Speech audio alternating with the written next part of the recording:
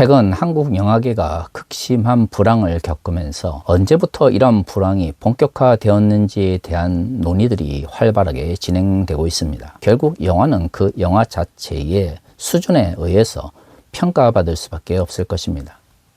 그런 측면에서 최근 한국 영화계의 불황이라고 하는 것은 단순히 산업적 혹은 경제적 측면에서의 문제가 아니라 한국 영화 자체가 기존에 비해서 제대로 된 수준을 보여주지 못하고 있다는 의미이기도 합니다. 아마도 그 시작점이 되었던 영화가 2022년에 개봉한 최동원 감독의 외계인이라고 하는 작품인 것 같습니다. 물론 이 작품에 대해서 다양하게 평가를 내릴 수도 있고 또한 비판을 할 수도 있을 것입니다. 하지만 엄청난 자본이 투여된 데에 비해 너무나 처참한 흥행 성적으로 인해서 한국 영화에 대한 신뢰를 상실하게 만들었다라고 하는 의견에는 반대하는 이들이 없을 것입니다. 그런데 말이죠, 이 영화의 흥행 실패에 있어서 굉장히 중요한 역할을 감당했던 것이 이 영화가 처음에 한 편으로 제작되었음에도 불구하고 2022년과 2024년 나누어서 개봉했다라고 하는 것입니다. 사실 많은 이들이 영화를 보러 갈 때에는 텔레비전이나 OTT에서 그렇게 하는 것처럼 시리즈로 생각하면서 영화를 보는 사람들은 잘 없습니다. 우리가 흔히 영화 시리즈라고 기억되는 영화들은 1편이 너무나 큰 흥행 성적을 기록했기 때문에 그것에 힘입어 2편 혹은 3편이 제작되는 것이죠. 이런 일상적인 습관에 반대되게 영화 자체를 1부, 2부로 나누어서 개봉할 것을 생각하고 영화를 찍었다라고 하는 것은 사실 큰 모험일 수밖에 없습니다. 물론 이전에 최동원 감독은 도둑들이나 전우치와 같이 큰 흥행 성적을 만들어냈습니다. 하지만 사람들의 일반적인 상식은 한 편의 영화가 높은 완성도를 보여준 이후에 그와 연결되어 있는 이야기를 보기를 원하는 것이죠. 그렇죠. 한 영화가 마무리될 것을 기대하고 영화를 보고 있는데 마치 영화가 만들어지다가 만 것처럼 중간에 뚝 끊어져 버리면 아무리 좋은 영화 혹은 아무리 좋은 이야기라고 할지라도 사람들이 실망할 수밖에 없습니다. 최근에 넷플릭스가 파산 직전에 있는 워너브라더스를 인수하게 되었습니다. 앞으로 한국 영화는 넷플릭스라고 하는 거대한 공룡에 맞서 지금보다도 더 어려운 싸움을 해야 될 것입니다. 그렇다면 그 방법은 무엇일까요? 영화 자체의 독특한 주제 선정뿐 아니라 높은 완성도 그리고 대중과 소통하려고 하는 제작 방식이 앞으로 한국 영화에게 더 필요할 것입니다.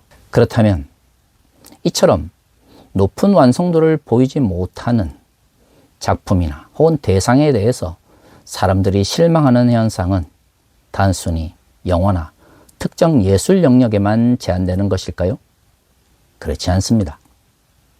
이것은 종교적 문제나 혹은 종교적 대상에 대해서도 적용이 될 수 있습니다. 아무리 열심히 그리스도인들이 복음을 전한다 할지라도 그것을 받아들이는 비그리스도인들은 그것을 전하는 사람들의 삶의 모습을 보면서 그 복음의 진리 여부를 판단하게 되는 것이죠. 그들이 전파하는 복음의 내용과 그들이 살아가는 삶의 모습이 일치하지 않는다면 아무리 그리스도인들이 열심히 복음을 전한다 할지라도 그 복음은 믿지 않는 이들에게 그저 지나가는 뜬구름 잡는 소리일 수밖에 없습니다. 2000년 전 예수 그리스도의 가르침이 오늘날 우리에게도 구원의 말씀이 되려면 그것을 선포하려고 하는 이들의 삶 속에서 그 말씀이 실천되어지고 실현되어져야 하는 것이죠. 이런 측면에서 과거 한국 교회가 급속하게 성장할 때에 기복주의를 기반으로 전파되었던 구원론은 오늘날 한국 교회의 몰락을 이끄는 굉장히 중요한 요소로 자리 잡았습니다. 왜 과거의 기복주의적 구원론이 오늘날 한국교회의 몰락의 출발점이 되었을까요? 그것은 구원론의 온전한 모습을 전파한 것이 아니라 마치 완성되지 않은 혹은 높은 완성도를 가지지 못한 형태의 복음이 그저 교회 성장이라는 명목 하에서 무분별하게 전파되었기 때문입니다. 과거의 기복주의적 구원론을 생각해 봅시다. 예수 천국, 불신 지옥으로 대표되어지는 구원론은 예수를 믿으면 구원을 받는다라고 하는 단순한 구원론에 기초하고 있습니다. 그런데 여기서 예수를 믿는다고 하는 것은 무엇을 의미하는 것일까요? 그렇습니다. 그것은 단순히 교회에 나온다라고 하는 것과 동일한 의미였습니다. 내가 예수를 믿기 때문에 종교적 생활을 한다라고 하는 것이 곧 예수를 믿는다는 의미를 가졌던 것이죠. 하지만 이런 식의 신앙에 대한 이해는 성경이 말하고 있는 총체적 신앙을 전하는 것이 아니라 마치 영화가 만들다 만 것처럼 신앙이라고 하는 것에 대한 인식을 절반 혹은 부분만을 전하는 왜곡된 가르침이었던 것이죠. 오늘 본문은 예수 그리스도를 믿는 사람들이 어떤 믿음을 가지고 또한 어떤 삶을 살아야 되는지에 대해서 명확하게 말하고 있습니다. 오늘 본문은 이렇게 시작합니다. 우리가 그에게 듣고 너에게 전한 소식은 이것이니 곧 하나님은 빛이시라. 그에게는 어둠이 조금도 없으시다는 것이니라.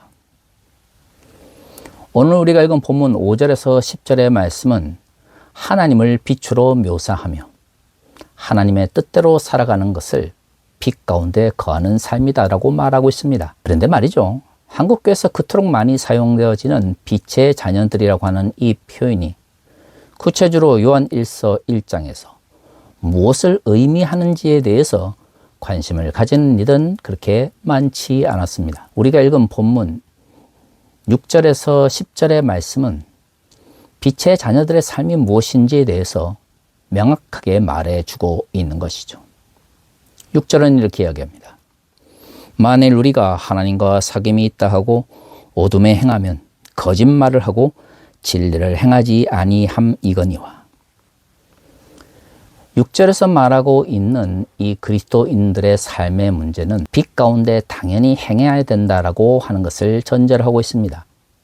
만약 빛의 자녀라고 불리는 그리스도인들이 빛 가운데서 행하지 않는다면 그것은 곧 거짓말을 하는 것이고 진리를 행하지 않는 것이다라고 말하고 있는 것이죠. 만약에 오늘날 극우 기독교인들처럼 공적 영역에서 가짜 뉴스를 전파하면서 거짓 정보에 의존해서 그들의 가치관을 형성한다면 그들은 성경이 말하고 있는 진리뿐만 아니라 이 사회에서 통용이 되는 사실에 대해서 아무런 관심을 가지고 있지 않은 것입니다.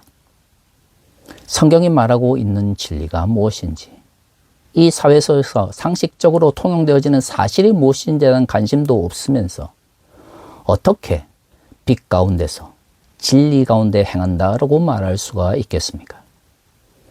이러한 관점 속에서 그리스도인들은 가짜 뉴스나 거짓 정보에 의존해서 그들의 삶의 가치를 정립해서는 안 되는 것이죠. 왜냐하면 가짜와 거짓에 기반한 가치관은 결국 그들의 삶을 빛이 아닌 어둠으로 이끌게 되는 것입니다. 7절은 이렇게 이야기합니다. 그가 빛 가운데 계신 것 같이 우리도 빛 가운데 행하면 우리가 서로 사귐이 있고 그 아들 예수의 피가 우리를 모든 죄에서 깨끗하게 하실 것이요.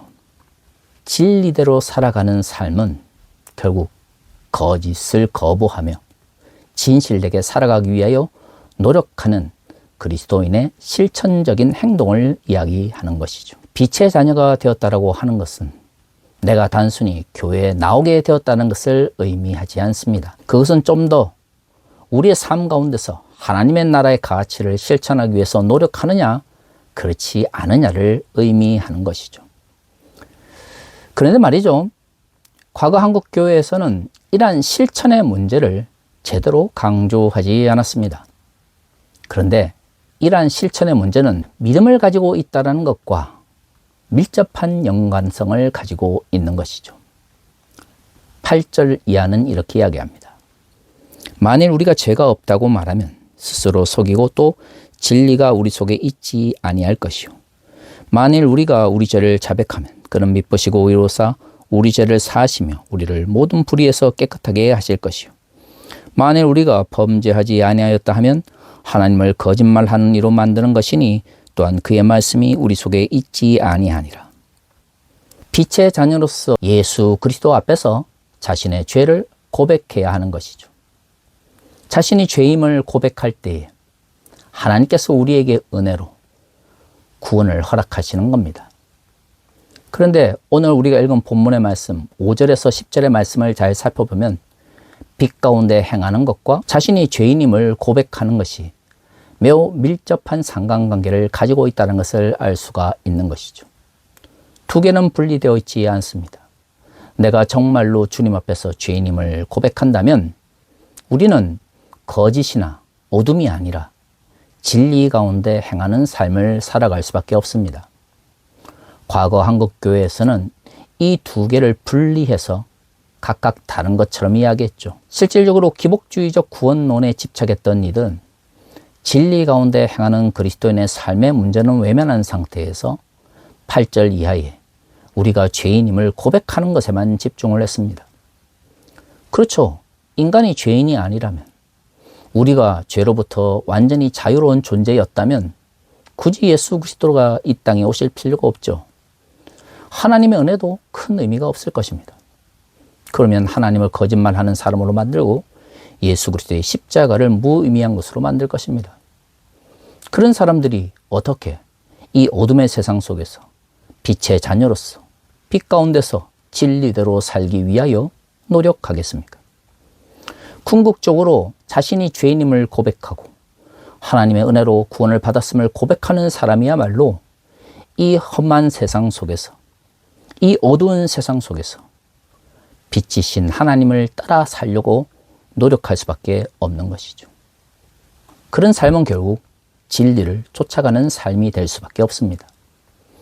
이런 관점 속에서 우리가 하나님 앞에서 우리의 죄인됨을 고백한다라고 하는 것은 빛 가운데서 진리를 실천하기 위하여 노력하는 삶의 문제와 밀접하게 연결될 수밖에 없는 것이죠.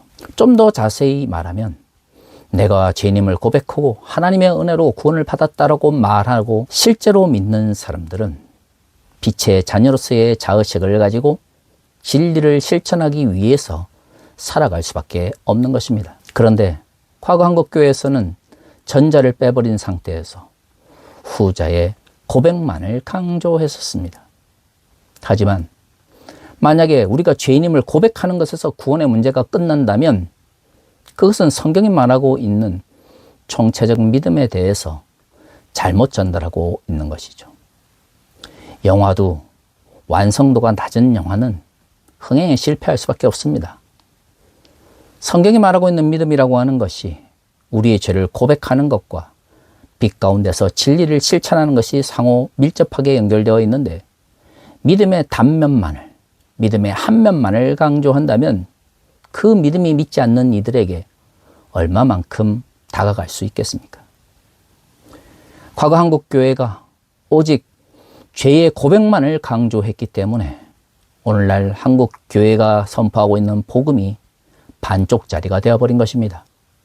정말로 믿음으로 구원을 얻고 믿음으로 하나님의 은혜를 누린다고 믿는다면 성경이 말하고 있는 우리의 죄를 고백하는 모습과 빛의 자녀로서 하나님의 진리대로 살아가기 위하여 노력하는 삶이라고 하는 것이 서로 연결되어 있어야 하는 것이죠. 정말로 우리가 죄인임을 고백한다면 그것은 당연히 어둠의 세상 속에서 빛의 자녀로서 하나님의 진리를 실천하기 위하여 노력할 수밖에 없다라는 인식을 가져야 합니다. 사랑하는 성도 여러분, 한국교회가 지금 몰락의 길에 있습니다. 과거 기복주의가 우리에게 잘못 전달해준 믿음에 대한 이해가 한국교회를 더욱 왜곡된 방향으로 끌고 가고 있는 것이죠. 지금이라도 믿음에 대한 총체성을 회복해야 합니다. 우리의 죄를 고백하는 것에서 끝나는 것이 아니라 빛의 자녀로서의 정체성과 자의식을 가지고 하나님의 진리를 이 땅에 실천하기 위한 삶의 모습들이 있어야 하는 것이죠. 그것에는 가짜 뉴스나 거짓 정보에 선동되어서 신앙보다 자신의 정치적 지향이나 사회적인 이해관계에 집착해서는 안 됩니다. 그것은 종교의 정치 도구화인 것이고요. 자신의 이권을 위해서 신앙을 팔아먹는 파렴치한 짓인 것이죠. 우리 모두가 믿음의 총체성을 회복해서 공적 영역에서나 종교적 영역에서 하나님께 온전히 드려질 수 있기를 소망합니다. 다 같이 기도하겠습니다.